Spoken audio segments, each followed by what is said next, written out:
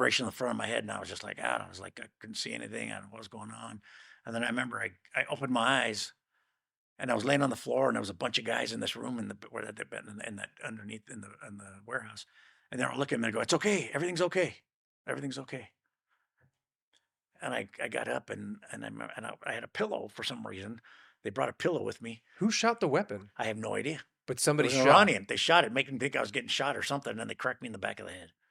Jesus So I thought I got shot. Christ. I thought I got shot. So that was the first time. So anyway, I'll tell you what they did. They drove us off, and we drove for days, and they stopped. And then at one point, they dropped us. They stopped, and they took Ahern out of the car. Oh, really? Yeah, The guy, the yeah. CIA The guy. CIA guy. They took him out of the car, and then they drove us, and we drove for like 2 days.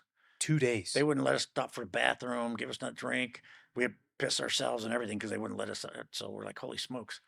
Wow. And some other stuff happened between then. It take forever to talk about, but I just remember why that all happened.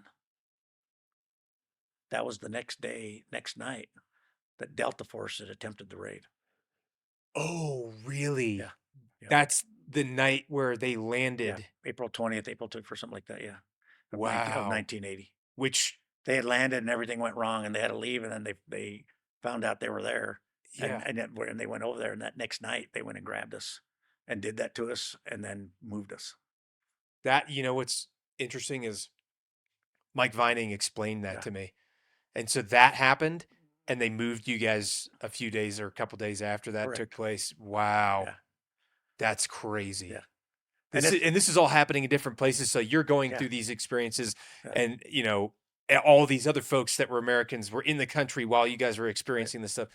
Man, that is insane. Well, it's kind of funny because I think that's the first time thought we were in the Mushroom Inn Okay. because I'd said that, and they got back and they were ready like to go there another place and the embassy to itself, but they thought we were in the Mushroom Inn. But for some reason, they had just moved us like right after whatever everything happened. They found out that was down the Mushroom or whatever. They moved us back to the embassy, but they didn't know they moved us back to the embassy. It was funny.